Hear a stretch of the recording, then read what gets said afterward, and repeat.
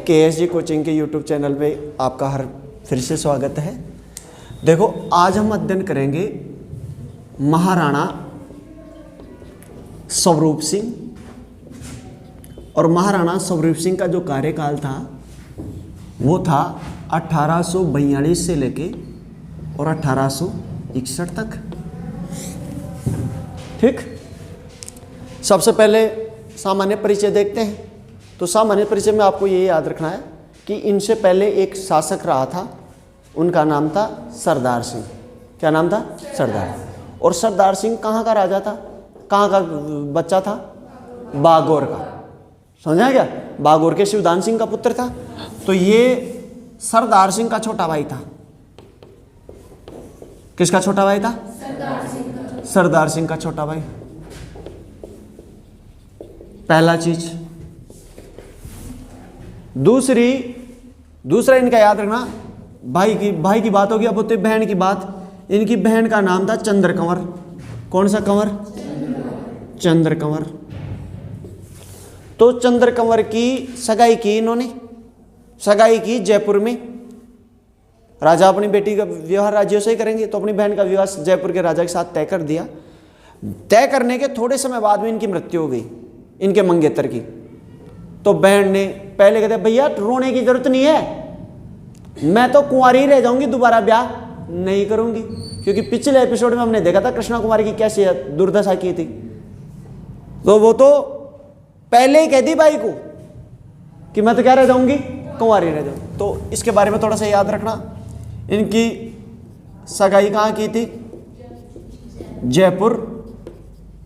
और बीच में मंगेतर की क्या हो गई थी?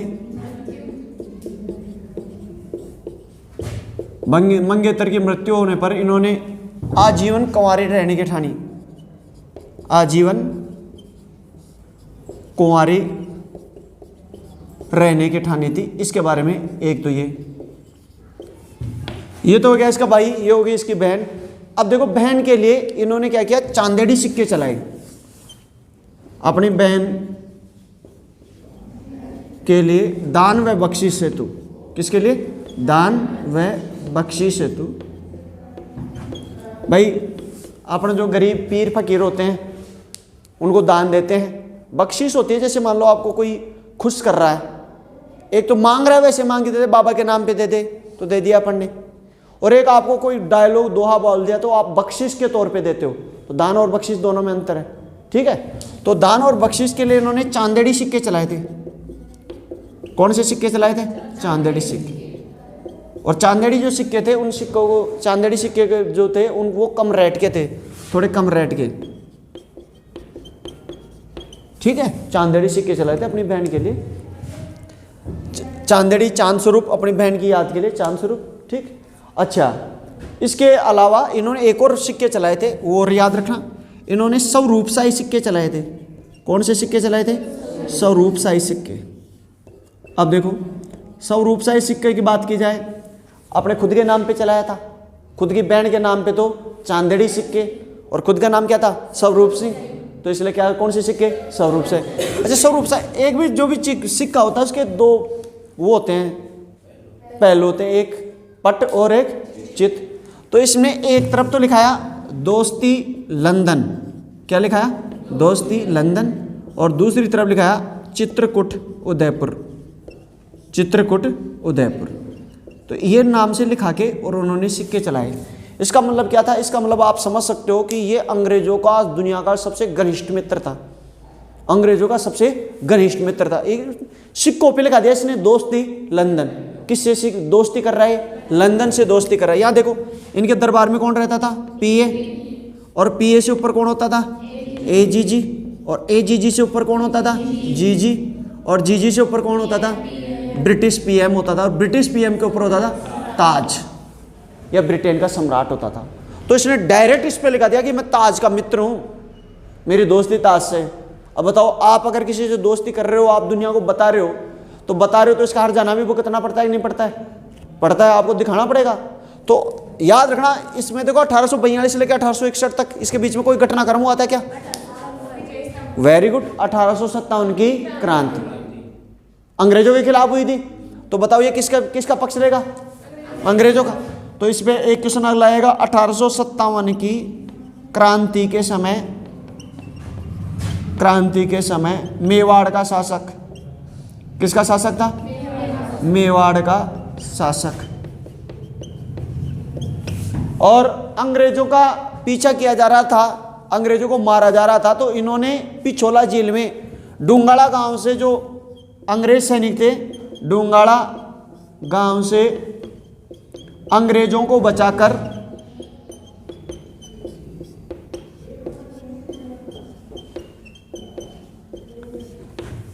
और पिछोला जेल में इन्होंने शरण दी।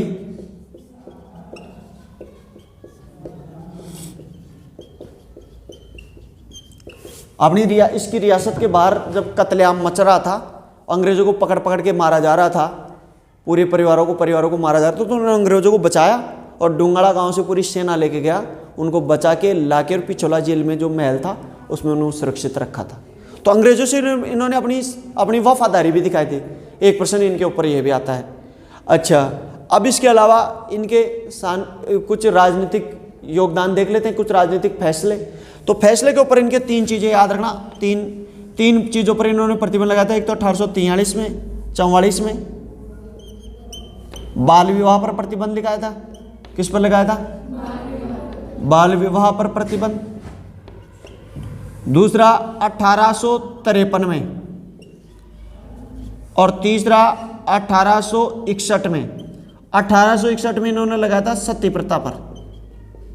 किस पर लगाया था? सती प्रथा। और सती प्रथा को होते हैं जीवित समाधि, जीवित समाधि।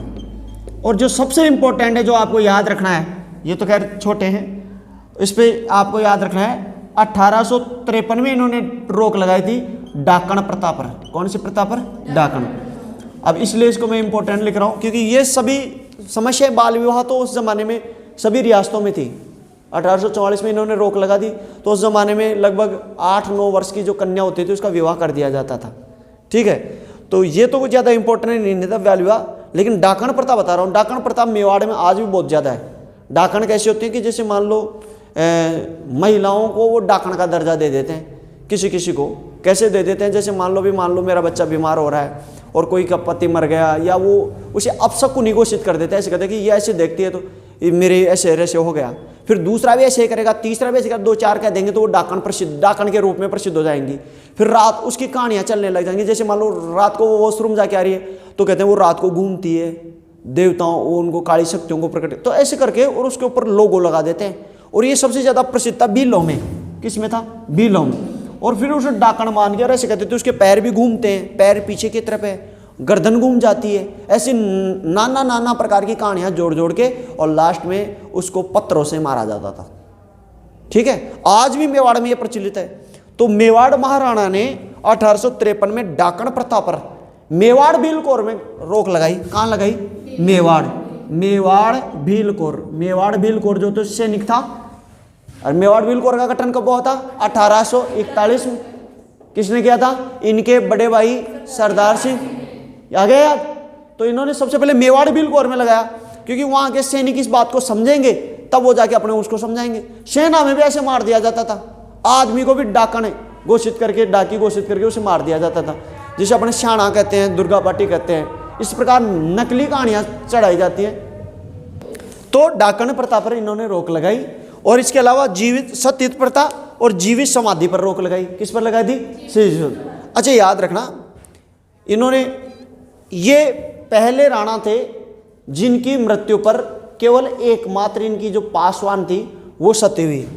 ये मेवाड़ के अंतिम राणा थे, अंतिम राणा। इसके बाद में किसी पर सती नहीं हुई, जिनके साथ उनकी पासवान का नाम था एंजाबाई। कौन सी भाई? एंजाबाई सती हुई। तो ये सती की अंतिम घटना मानी जाती है मेवाड़ राजवंश में। किसमें? मेवाड़ राजवंश में अंतिम घटना। कौन सी घटना है? अंतिम घटना। इसके बाद में कोई सत्य नहीं बनी। देखो यहां पे मैंने पासवान लिखा है, तो पासवान का कॉन्सेप्ट भी समझ लो। यहाँ पे देख लो आप, इधर समझा देता हूँ। जो रानियां हुआ करती थी, रानियों के क्या होते थे कि रानियों के साथ दासियां जाती थी। एक रानी जा रही है, एक राजकुमार का विवाह कर रहे हैं, राजकुमारी के साथ कम से कम 20-50, 100, 200, 150 दासी, जिसे चाहे दासी कह दो, चाहे गोली कह दो, चाहे डावरी कह दो, ये इनके साथ दहेज में दिया जाती थी, दहेज में देते थे।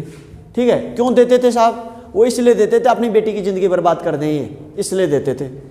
बेटियों को कुछ काम करना तो सिखाते नहीं थे। एक तो बाल बनाएगी भाई, एक कान में बाटा पहनाएगी, एक नथ पहनाएगी, एक हाथ में वो पहनाएगी, एक सब्जी बनाएगी, एक रोटी बनाएगी, एक फूल लेके आएगी, एक वो, ऐसे नहीं। ये काम वो खुद भी कर सकती थी, पर इसकी ज़िंदगी बर्बाद यही करती थी। फिर अब मान लो राजा को उनमें से कोई पसंद आ गई, दासी, गोली या डावरी, तो राजा उनका उपभोग करने के लिए स्वतंत्र होता था।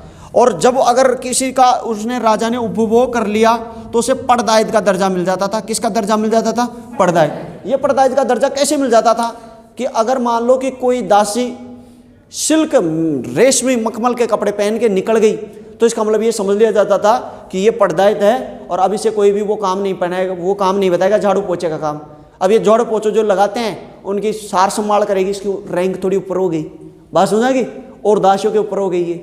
फिर अब मान लो राजा उनसे और ज्यादा प्रसन्न है, उसको 5-7 बार बुला लिया है और उसको बहुत ज्यादा विशेष दर्जा दे रहा है, तो उसे वो अपना पासवान बना लेता था। पासवान एक तरह से उपपत्नी का रूप में कार्य करती थी, समझाएगा। तो इसमें तो सिर्फ केवल कपड़े पहनने का अधिकार था। क्या पहनने का अधिकार था? कपड़े चेंज हो जाते थे, कपड़े चेंज होते पता लग जाता था हाँ ये कौन सी कोचिंग का है। और यहाँ उसको राजा के नाम पे श्रृंगार करने का अधिकार दिया जाता।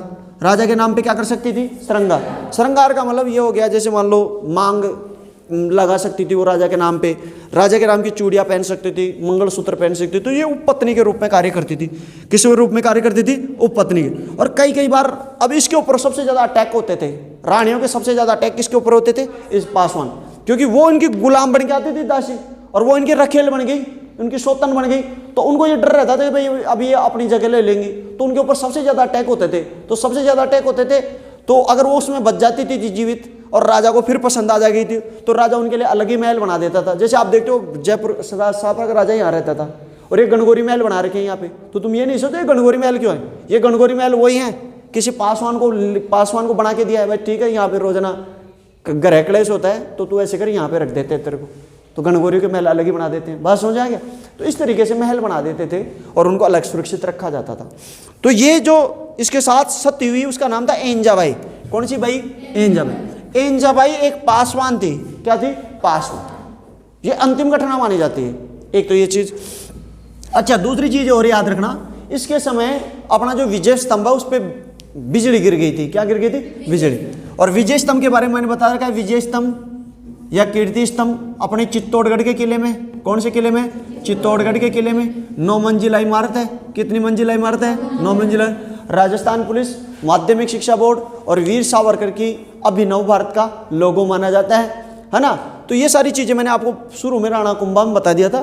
तो ये 9 मंजिला इसके ऊपर बिजली गिरती है तो 9वीं मंजिल क्षतिग्रस्त हो जाती है। तो इसकी पहले ऊंचाई थी 120 फीट। कितनी थी? 120 फीट। फिर इन्होंने क्या किया, इसका मरम्मत कराई। बिजली गिरने पर लास्ट उपली फ्लोर टूट गई थी, तो इसकी 122 फीट करा दी। कितनी करा दी? 122। तो विजय स्तंभ की मरम्मत, विजय स्तंभ की क्या कराई थी? मरम्मत।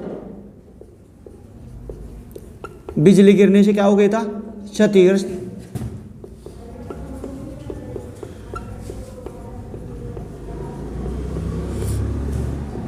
ये आपको याद रखना है।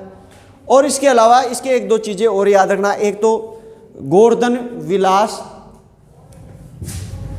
यहीं पे लिख देता हूं सांस्कृतिक योगदान में। सांस्कृतिक योगदान में पहले आप इसको लिख लो, एक स्क्रीनशॉट ले लो, फिर मैं इसको साफ करके यहां लिख दूंगा, वो भी आप लिख लेना। एक तो गोवर्धन विलास महल, इनका इन्होंने निर्माण कराया था। एक दूसरा गोवर्धन सागर तालाब, गोवर्धन सागर तालाब, इनका निर्माण इन्होंने भी कराया था। और तीसरा पाशुपातेश्वर महादेव मंदिर, इसके स्टार लगा लेना भाई, पाशुपातेश्वर महादेव मंदिर। और एक जगत शिरोमणि मंदिर। एक जगत शिरोमणि मंदिर तो वहां पे आमेर में है, ये आमेर में जो मंदिर बनाया था मान सिंह की पत्नी ने बनाया था अपने पुत्र जगत सिंह की याद में, और दूसरा ये है। तो इन चारों का निर्माण इन्होंने कराया था। आप इन चारों का एक स्क्रीनशॉट ले लो। अब आप ये जो राजा बनता है उसके बाद में अगला नेक्स्ट राजा बनता है महाराणा शंभू सिंह। कौन बना? महाराणा शंभू सिंह। महाराणा शंभू सिंह, इनका कार्यकाल 1861 से लेके और 1872 रहा। पहली चीज तो ये कौन था ये देखते हैं। तो देखो इनके पिता तो वो बागोर के शिव सिंह के पुत्र थे, ठीक है, शिवदान सिंह के पुत्र थे। ये भी स्वरूप सिंह का पुत्र नहीं था, ये स्वरूप सिंह के भाई का पौत्र था। स्वरूप सिंह के भाई का पुत्र भी नहीं था, पौत्र था। तो इसको दत्तक पुत्र के रूप में इसने गोद लिया था, ठीक है। लेकिन अब देखो पौत्र को गोद क्यों लिया? क्योंकि बेटे तो बड़े हो गए थे और उनके समझ में आ गया था ये तो बेकार किस्म के आवारा किस्म के छोरे हैं। आमने सामने बोलते थे, काका को कुछ समझते नहीं थे, तो इन्होंने काका उसको तो लिया नहीं और एक छोटे से छोरे को ले लिया शिंबू ने। अब शिंबू में प्यार लग जाए छोटा सो, आजा शिंबू आजा, तुम गोद ले लीचू। गोद ले लिया और मर गया। स्वरूप सिंह क्या कर गया? मर गया। अब स्वरूप सिंह मर गया, छोटा सा छोरा क्या बन गया? राजा। अब छोटा सा छोरा राजा बन गया, तो अब राज्य कैसे करेगा? बच्चा थोड़ी राज्य करेगा। तो इसके लिए इन्होंने क्या किया कि अंग्रेजों की एक, अब देखो पहले के ज़माने में अगर राजा अल्पवयस्क होता था तो हमने पिछले एपिसोड में देखा, जैसे प्रताप सिंह के पुत्र जो हरि सिंह थे वो अल्पवयस्क थे, तो वहाँ पे उन्होंने क्या किया, उसका मुसाहिबा किसको बना दिया? जयत्र सिंह चुंडावत को। तो पहले के ज़माने में तो ऐसे शासन संभालते थे, लेकिन चूंकि अब किसका अधिकार है? अंग्रेजों का। तो अब मुसाहिबा दीवान कौन बनेगा? अंग्रेज। तो लेकिन अंग्रेजों को बनने नहीं देंगे, तो इन्होंने क्या किया, मेजर टेलर, एक मेजर टेलर, ये पीए था वहां का, कहां का? मेवाड़ का पीए के नेतृत्व में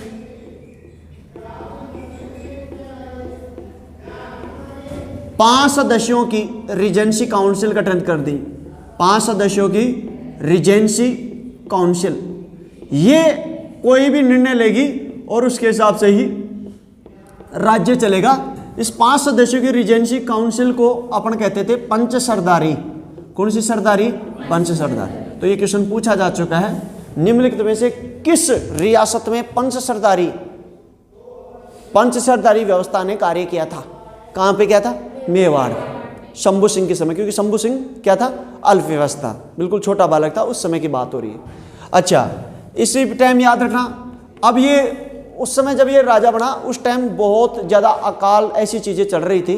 तो 1 जनवरी 1861 को चंपालाल के नेतृत्व में महाजनों ने विद्रोह किया। किसने विद्रोह किया? महाजनों ने विद्रोह किया। महाजनों ने पीए की कोठी पर हड़ताल की। पीए की कोठी पर हड़ताल की। अब कोठी का मतलब, ये कोठी एक महल को, पहले के जो राजा वो पीए रहता था उसके बहुत शानदार बंगला होता था, बंगले को अपन क्या कहते हैं? कोठी। तो कोठी पर उन्होंने बहुत ज़बरदस्त हड़ताल की थी। तो ये क्वेश्चन भी इसके ऊपर कई बार पूछ लेते हैं। तीसरा इनके ऊपर जो क्वेश्चन आता है वो, चौथा इनके ऊपर जो क्वेश्चन आता है वो ये आता है कि इसके समय एक तो अकाल और एक हैजा, अकाल और हैजा फैला। और देखो अकाल और हैजा फैलेगा तो इसके लिए कार्य तो करेगा ये आदमी। तो इन्होंने क्या किया? खैरात खाना खोला। अकाल और हैजा के विरोध में इन्होंने क्या खोला? खैरात खाना। अब खैरात खाना आप जानते होंगे, खैरात खाना किसे कहते हैं? खैरात खाना का मतलब होता है दान विभाग। कौन सा विभाग? दान विभाग। दान विभाग कह दो या पेंशन विभाग, यानी बिना कोई कार्य ही आपको पैसे बांटेगी सरकार। ऐसे नहीं कहते हम खैरात खाना खोल रखे है क्या, यहाँ पे आ जाते हो खैरात खाना, सुना क्या? वो होता है खैरात खाना। तो अकाल हैजा के लिए खैरात खाना खोला। इनके ऊपर चौथा और 5वां क्वेश्चन। अच्छा, इसके बाद में अंग्रेजों से इनके क्या संबंध रहे? अंग्रेजों ने इन्हें कहा कि हम आपको GCSI की उपाधि देंगे। किसकी उपाधि देंगे? GCSI,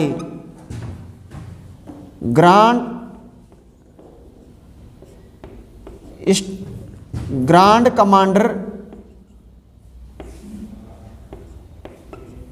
the grand commander of the star of India. अंग्रेजों ने इन्हें GCSI की उपाधि की पेशकश की कि आप साहब हम आपको ये उपाधि देंगे, ग्रांड कमांडर देंगे, लेकिन इन्होंने लेने से क्या कर दिया? इनकार कर दिया। लेने से क्या किया? इनकार। क्यों किया? इनके पास पहले से एक उपाधि थी, कौन सी? नहीं, हिंदुआ सूरज। जब आप एपिसोड पहले में, जब पहले चैप्टर में लिखते हो तो मैंने उसमें लिखा था इनकी उपाधि क्या हुआ करती थी? हिंदुआ सूरज। कि साहब हम अपने नाम से पहले लिखते हैं हिंदुआ सूरज। कौन सा सूरज? हिंदुआ सूरज महाराणा शंभू सिंह पधार रहे हैं। दरबार में जब भी आते थे तो ये उपाधि का प्रयोग करते थे, हिंदुआ सूरज महाराणा शंभू सिंह पधार रहे हैं, तो सभी खड़े हो जाते थे, हुकुम हुकुम, ऐसे झुक के। तो उसने GCSI की उपाधि लेने से क्या कर दिया? इनकार। और उन्होंने कहा कि हमारे पास पहले से कौन सी उपाधि है? हिंदुआ सूरज। ये आपको एक और चीज याद रखनी है। और लास्ट इनके ऊपर जो क्वेश्चन आता है वो ये आता है कि इनके साथ कोई मेवाड़ का पहला राणा जिनके साथ कोई पत्नी सती नहीं हुई, जिनके साथ कोई सती नहीं हुई, कोई सती नहीं हुई, तो अंतिम सती कौन थी? एंजाबाई। ये इसके ऊपर एक लास्ट क्वेश्चन आता है। और ये जो महाराणा शंभू सिंह था उदार आदमी था, तो उसने इस बात की पूरी तरह छूट भी दे दी। हालांकि दब भी गया था अंग्रेज। ये सुधार कोई राणाओं ने नहीं किए थे, ये अंग्रेजों ने किए थे। किसने किए थे? अंग्रेजों। क्योंकि राणा तो करते तो पहले ही करते थे, अब तक भी चला आ रहा था, मुद्दे काल में भी चल रहा था, लेकिन अंग्रेज इन प्रथाओं को धीरे धीरे समाप्त कर रहे थे। तो ये मेवाड़ का अंतिम राणा था, पहला राणा था जिसके साथ कोई भी एक भी बच्चा नहीं जड़ा, एक भी महिला को नहीं जड़ाया गया, एक भी सती नहीं हुई थी। अच्छा, यहां तक आपको याद रखना है। और एक अंतिम क्वेश्चन और इसके ऊपर बन जाता है क्या, कि अभी जो मेवाड़ का सबसे स्पष्ट और विश्वसनीय सूत्र माना जाता है इतिहास का, उसका नाम है वीर विनोद। कौन सा विनोद? वीर विनोद। एक पुस्तक है वीर विनोद, वो मेवाड़ के इतिहास की सबसे सच्ची पुस्तक मानी जाती है। और वीर विनोद का लेखक है श्यामल दास, कवि राजा श्यामल दास। तो श्यामल दास ने वीर विनोद पुस्तक है वो इसी के काल में लिखना चालू किया था। इसी के समय लिखना क्या कर दी थी? आरंभ कर दी थी, लेकिन समाप्त नहीं हुई थी, पूरी नहीं हुई थी, क्योंकि वीर विनोद में 5 भाग हैं। कितने भाग हैं? 5 भाग। तो इसके समय लिखना चालू किया था। हालांकि अगर आप ये करो कि गुरुजी किसका राज दरबारी था, राज दरबारी इसके बाद में अपन कल पढ़ेंगे नेक्स्ट एपिसोड में। इसके बाद में सज्जन सिंह आएगा। कौन? सज्जन सिंह। तो सज्जन सिंह का राज दरबारी था, उसने इसके समय लिखना चालू कर दिया, लेकिन इसने तो ध्यान नहीं दिया। फिर इन्होंने देखा यार ये तो शानदार इतिहास लिख रहा है, इसको बुलाया और इसको कवि राजा की उपाधि दी और इसको बहुत महत्वपूर्ण स्थान दिया था सज्जन सिंह ने। वो हम नेक्स्ट एपिसोड में देखेंगे। लेकिन लिखना कब चालू किया था? अगर प्रश्न आ जाए लिखना किसके समय आरंभ किया, तो शंभू सिंह के। ठीक है, वीर विनोद सबसे विश्वसनीय सूत्र माना जाता है, इसको रट लेना, इसका आप स्क्रीनशॉट ले लो।